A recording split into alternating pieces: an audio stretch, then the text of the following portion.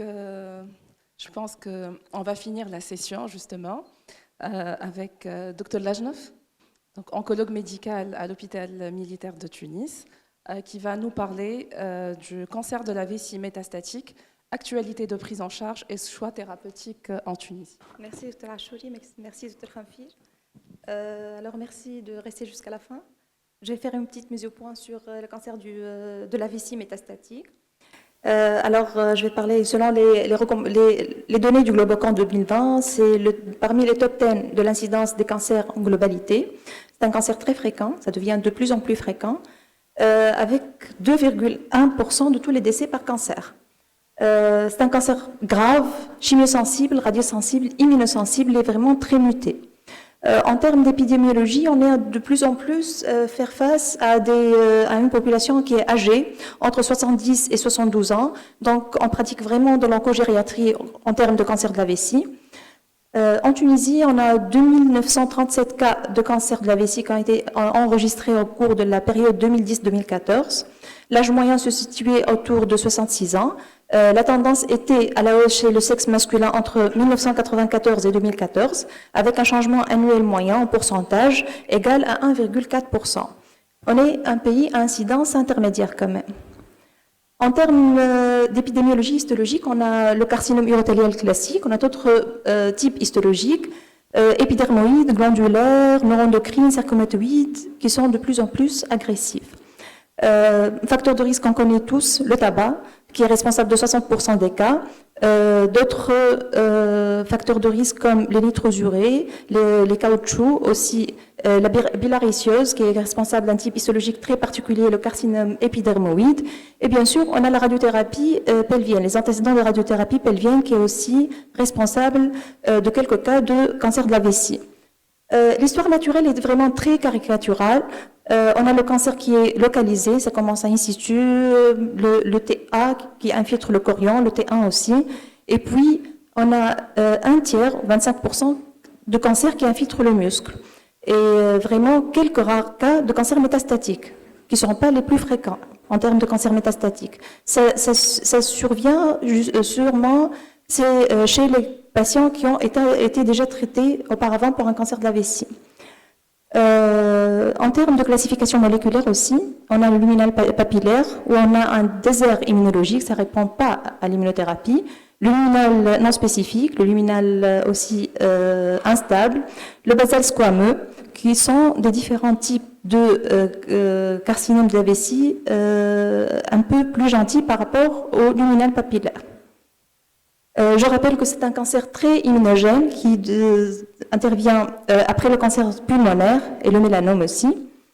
Parlons un peu maintenant des critères d'éligibilité au cisplatine, qui est une drogue majeure pour le cancer de la vessie métastatique. Alors, pour les patients qui ont un PS supérieur à 2, ne sont pas éligibles au cisplatine, une clairance à la créate altérée, un problème audiométrique, aussi les patients qui ont une neuropathie périphérique qui est prouvée, et les patients qui ont une insuffisance cardiaque avec un IHA à 3. Donc, je rappelle que 30 à 50% des patients ne sont pas éligibles au cisplatine. Revenons un peu aux recommandations depuis 2018 et on va évoluer petit à petit comment on a eu les recommandations de ce jour.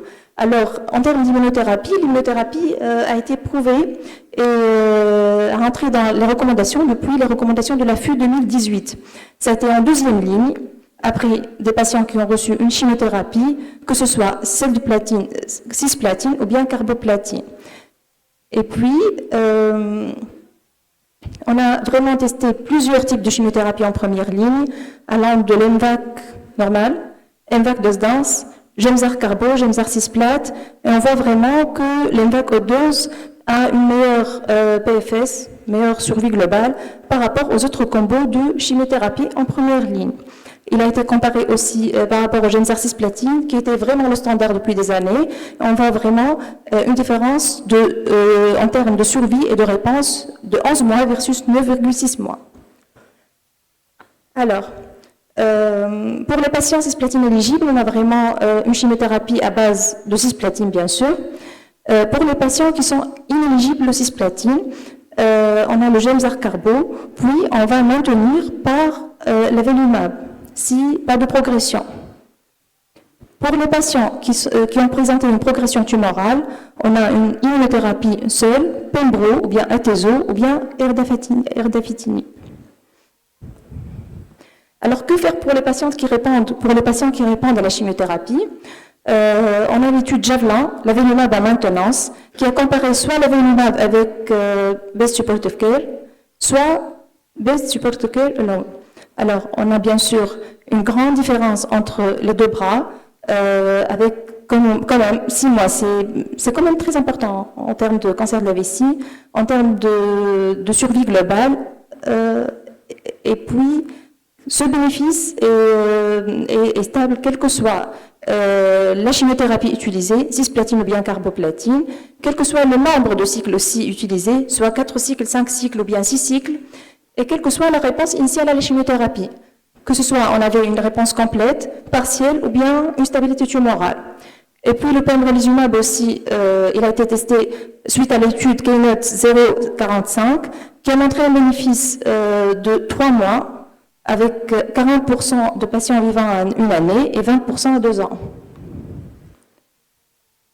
Puis, comment les choses ont évolué? On avait l'émergence des anticorps conjugués. Alors, c'est quoi les anticorps conjugués? On a une petite protéine qui va se lier à la membrane cellulaire, par exemple l'infortumab vedotin, qui va se lier à la protéine membranaire, la nectine 4, et la liaison ADC-nectine 4 va être internalisée au niveau de la cellule avec relargage d'une molécule de chimiothérapie à l'intérieur de la cellule. Et puis, apoptose. L'infortumab vedotin a été testé primo suite à des études phase 2 initialement et a montré un bénéfice aussi en deuxième ligne primo, mais avec une toxicité cutanée, neuropathie sensitive et une hyperglycémie. Le sacituzumab govitecan aussi, c'est un autre anticorps conjugué, mais ici il cible les protéines membranaires TROP2. Il a été testé aussi après des lignes de chimiothérapie en deuxième ligne aussi.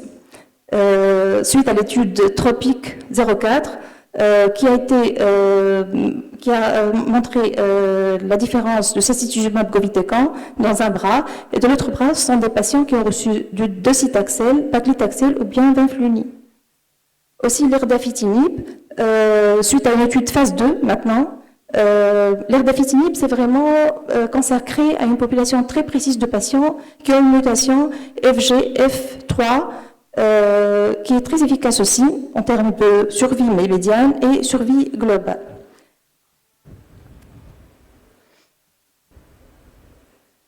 Donc, c'était les prises en charge en deuxième ligne, ce sont les recommandations de 2021, puis on a oublié tout ça suite aux nouvelles études qui ont découlé du congrès de l'ESMO de 2023 maintenant, il y a 2 années maintenant.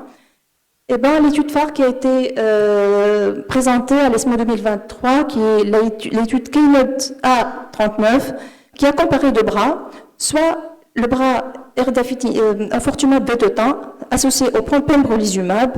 Il n'y avait pas un maximum de cycles reçus d'infortumab vedotin, mais un maximum de cycles de pembro qui est à 35. Et l'autre bras, c'était la chimiothérapie. On rappelle que c'est une étude faite en première ligne, qui sont des patients naïfs de tout traitement. Alors, vous voyez comment les courbes se détachent avec une façon spectaculaire, avec un bénéfice en survie sans progression qui était l'objectif principal de l'étude. Ce bénéfice est stable pour tous les sous-groupes, quel que soit l'âge, quel que soit le sexe, quelle que soit la localisation de la maladie aussi, est-ce que vessie ou bien voie excrétive supérieure aussi, ça a été testé, quel que soit le statut PD-L1 et quelle que soit l'éligibilité au cisplatine. On voit aussi le grand bénéfice aussi en termes de survie globale. Et ça méritait un applaudissement de toute la salle à l'ESMO 2023. Le bénéfice en survie globale aussi était clair malgré la stratification aussi des sous-groupes. Et ce schéma a montré le bénéfice aussi en réponse histologique.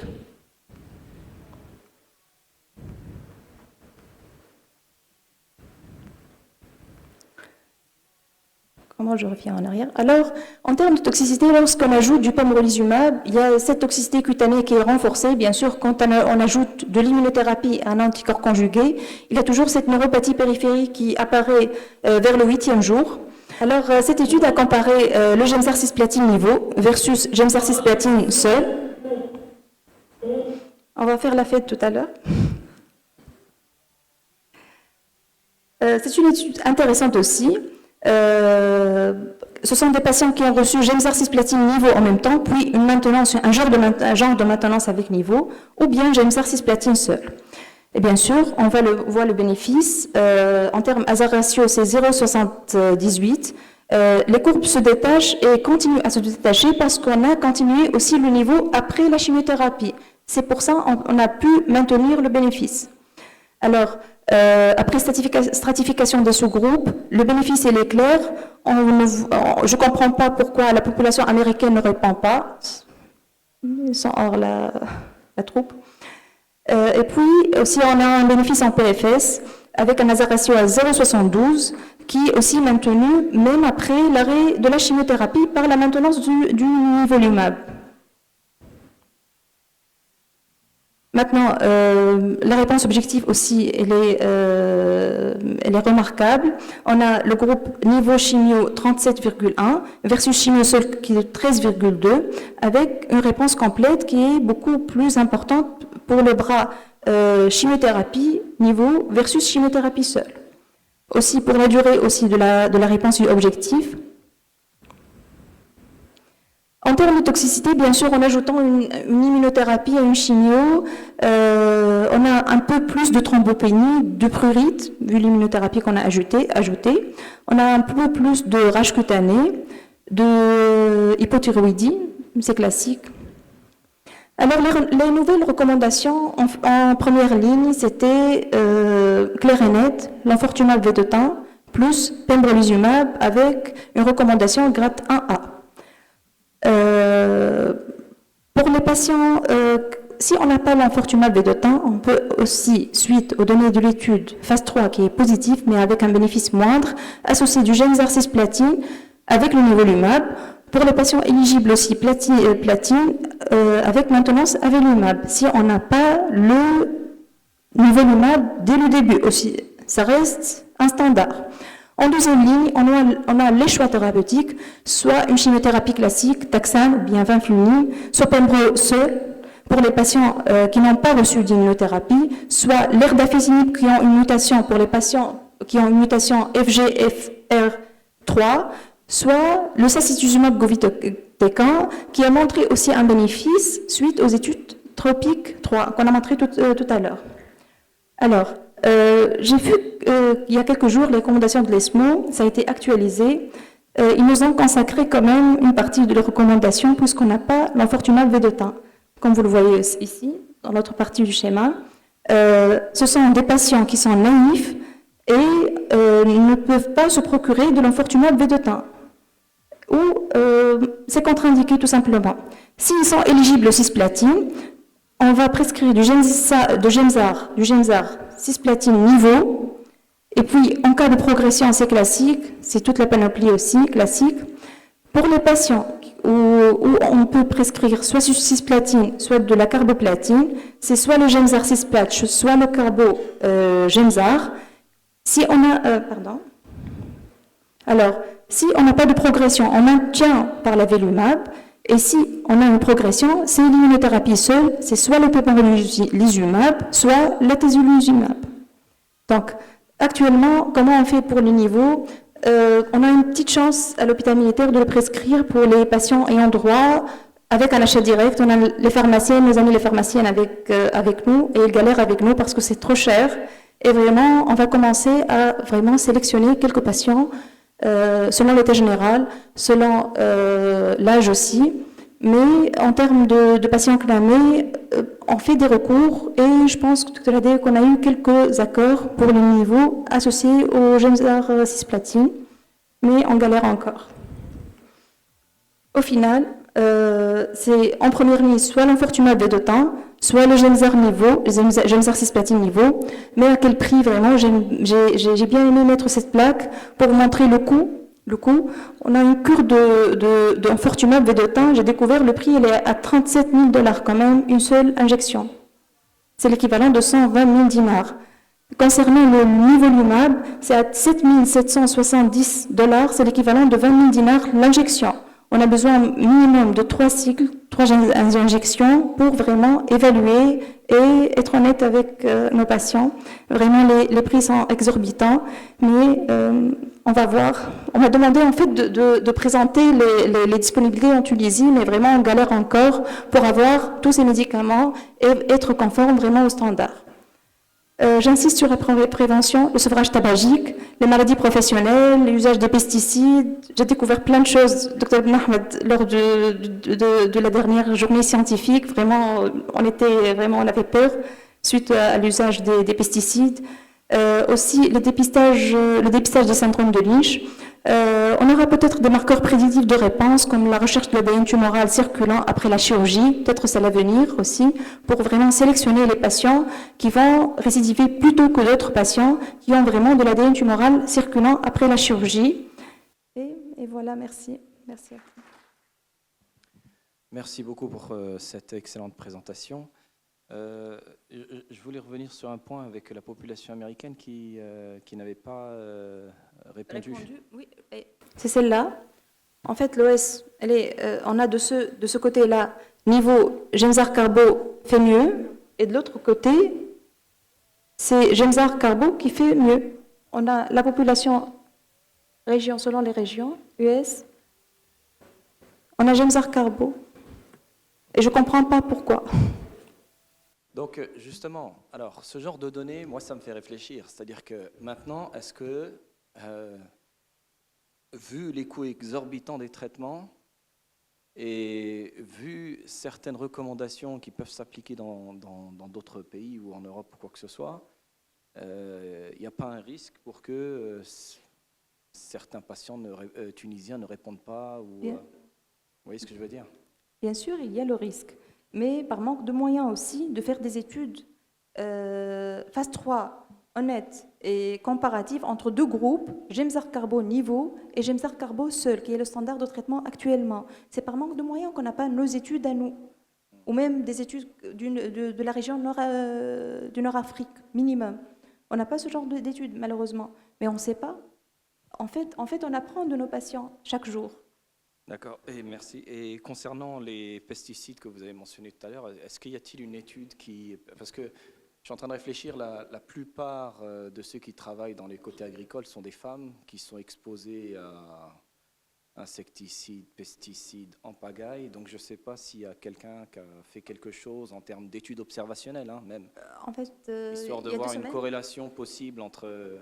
Oui, il y a 2 semaines, il n'y avait pas d'études tunisiennes, mais il y a 2 semaines, j'ai assisté à la journée organisée par la faculté de médecine de Sousse, où il y avait une doctorante en agriculture qui a montré l'effet des pesticides sur l'asthénie, les céphalées et la mauvaise utilisation des pesticides en Tunisie aussi. Et vraiment, j'étais choquée parce qu'on n'avait pas vraiment des standards pour la qualité des pesticides, pour la quantité, la concentration. On n'a pas ces données-là en Tunisie. Même le ministère de l'Agriculture est en train de faire des efforts, mais c'est l'anarchie totale. J'étais choquée suite à la journée et vraiment j'apprends. Okay, mais on n'a pas des études spécifiques à nous. Moi, je suis prêt à lancer une étude registre sur cela. Bravo. Oui, je vous mets en place un registre très rapidement. Et puis, ceux qui sont motivés, eh bien, on pourra lancer ce genre de projet pour avoir enfin des données pour essayer de voir est-ce qu'il y a un lien de causalité entre survenue de cancer oui, et... Ça serait parfait. Ça serait parfait d'avoir nos études à nous. Très bien, je vous donnerai ma carte tout à l'heure.